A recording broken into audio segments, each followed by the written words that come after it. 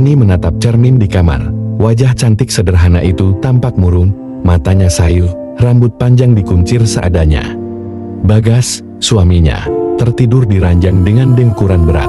Rani hanya memandanginya tanpa rasa hangat, hanya kesepian. Sudah lama rumah itu terasa dingin.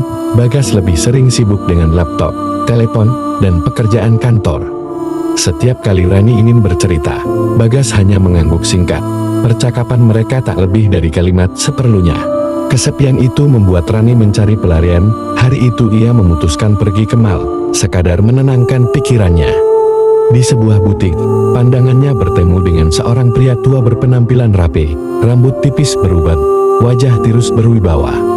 Pria itu adalah Joko, budak kaya yang usianya 60 tahun, senyumnya hangat, sorot matanya menenangkan. Rani tertegun, ada sesuatu dari tatapan Joko yang membuat hatinya bergetar, sesuatu yang sudah lama ia rindukan. Pertemuan singkat itu berlanjut menjadi percakapan ringan, suara Joko lembut, penuh perhatian, tak seperti Bagas yang selalu dingin. Sejak saat itu, komunikasi mereka berlanjut. Pesan singkat di ponsel membuat malam Rani tak lagi sunyi. Obrolan kecil tumbuh menjadi janji. Joko mengajaknya bertemu lagi, bukan di mall, melainkan di sebuah hotel. Rani bimbang, tapi kesepian mengalahkan logikanya. Ia menyetujui pertemuan itu, meski tahu risikonya begitu besar. Malam itu, Rani masuk ke kamar hotel, lampu temaram, aroma ruangan wangi. Joko menatapnya dengan senyum hangat. Rani duduk berhadapan dengan Joko. Mereka berbicara lama, bercerita tentang hidup, luka, dan kesepian masing-masing. Setiap kata Joko membuat Rani merasa hidup. Ia tertawa, menangis, dan untuk pertama kalinya merasa dihargai kembali. Di sisi pria itu, ia menemukan sesuatu yang hilang di rumahnya, perhatian, cinta, dan rasa dimiliki. Malam itu menjadi kenangan yang membekas. Ketika Rani pulang ke rumah, hatinya tetap tertinggal di hotel bersama Joko. Bagas menyambutnya dengan wajah lelah, sibuk menatap laptop. Rani hanya duduk diam, merasakan hatinya semakin kosong. Namun pikirannya penuh dengan Joko. Senyum itu, tatapan itu, percakapan itu semua berulang di kepalanya setiap malam.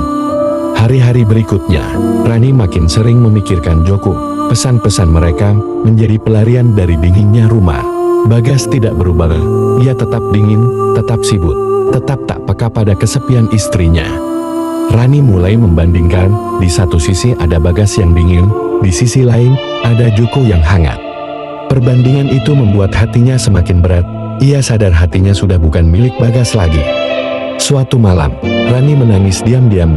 Bagas tertidur, sementara ia merindukan Joko, merindukan kehangatan hotel itu.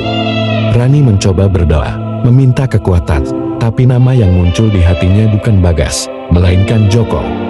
Ia merasa bersalah. Namun rasa bersalah itu kalah oleh kerinduan yang semakin membakar hati setiap harinya. Joko pun semakin berani. Ia mulai membicarakan kemungkinan masa depan, membicarakan kehidupan bersama tanpa sembunyi-sembunyi. "Aku ingin menjagamu, Rani. Aku ingin kamu bahagia," kata Joko suatu malam lewat telepon. Kata-kata itu menusuk. Rani tahu Joko serius, hatinya pun perlahan percaya bahwa kebahagiaannya memang bersama Joko. Malam demi malam, Rani sulit tidur. Bayangan kamar hotel, tatapan Joko selalu menghantui pikirannya. Bagas tak pernah sadar, ia tetap sibuk, tak tahu bahwa istrinya perlahan merencanakan jalan keluar dari rumah. Rani mulai memberanikan diri. Ia menabung diam-diam, menyimpan sebagian uang belanja yang diberikan Bagas.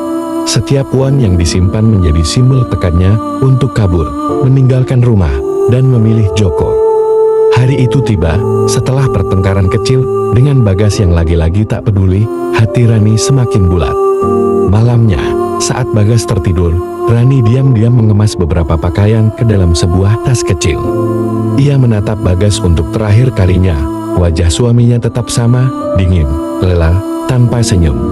Air mata jatuh, namun langkahnya tak surut. Ia keluar rumah, berjalan pelan, meninggalkan semua kenangan.